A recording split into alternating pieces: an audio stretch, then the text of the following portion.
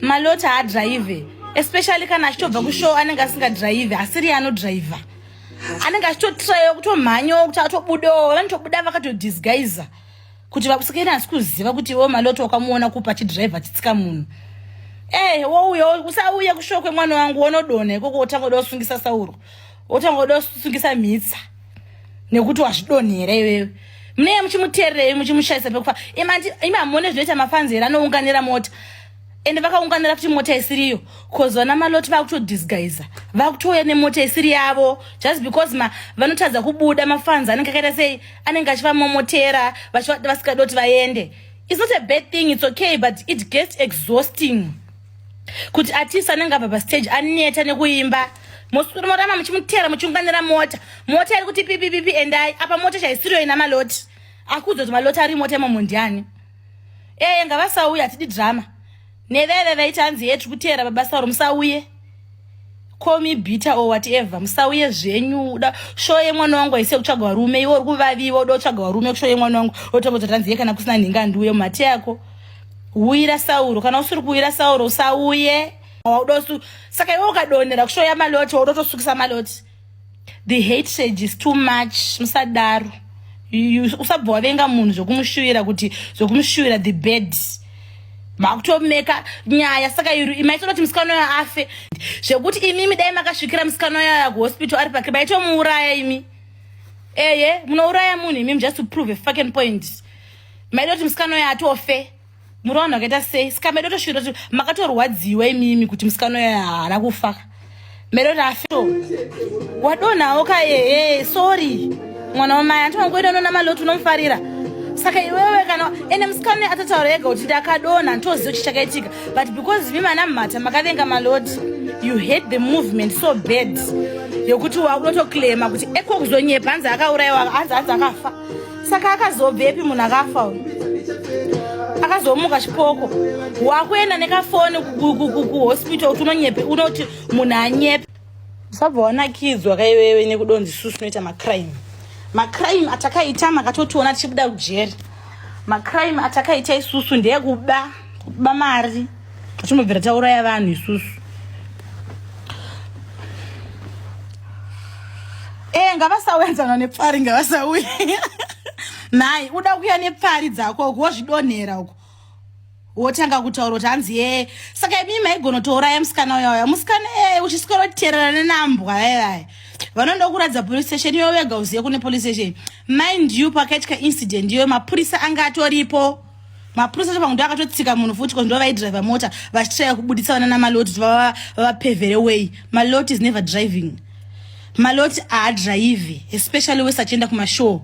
Musada kutaura zvinhu zvamusingaziye imi mana mate imi. Hanzi chi?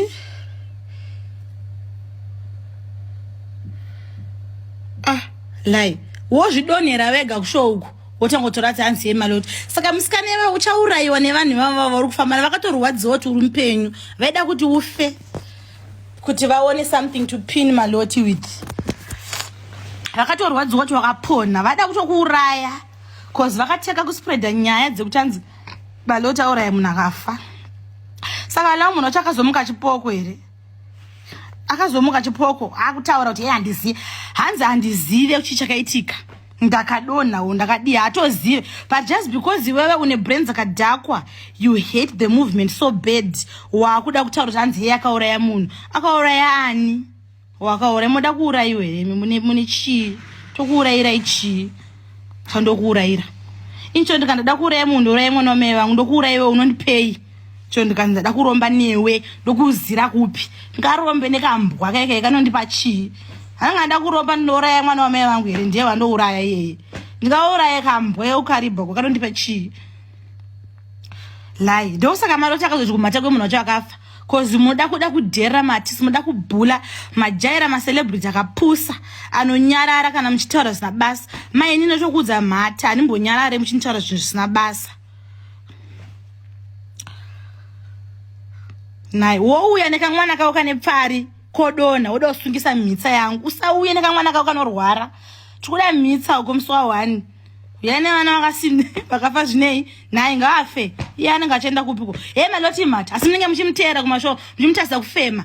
muchimutasa kana bekufamba uri mwakuru nevarume venyu nemaloti otobuda achiteshepe kuti obuda nekupi kutonge nefora kutovaitira jet vototorwa nejet vachibva pastage cause apabudike muda kutaura zvanzi yemaloti chii imuchimutera kushow kwacho hamuti ade hakwanisi kana kubuda makavharidzira dhirodhi yese wozvidonherawo hako ka it's okay unofanira kutofara tokadonhawo pashow yamaloti nyaya dzakanaka naiwe ndikadonha kushow yasauro ndofara ini dai sauro anga achiri alive ndoenda kushow yaSoldier Love ndodonha ndoda kutsamwa ndofara musikana yari kutozvifarira zvakaitika ndimi kutokanganisa musikana yari kutozvifarira cause akaita kunoona chii kulona nzono vasina kubayiwa musauyi live yoshendepi munozotidonhera uko muda kuzosungisa mitsa muda kusungisa mitsa yangu bazvidonhera mega uko udota kuti hanzi ye mitsa yakauraya munhu iwe uye nekamwana kako kane pfari